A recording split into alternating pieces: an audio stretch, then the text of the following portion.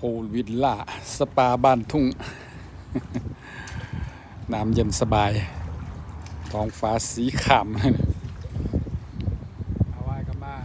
ประโยชน์ของสระกันนี่แหละครับ น้ำลึกนะต้องมีกระติก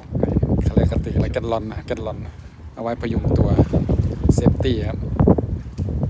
บรรยากาศยามเย็นช่วง4 โมงเย็น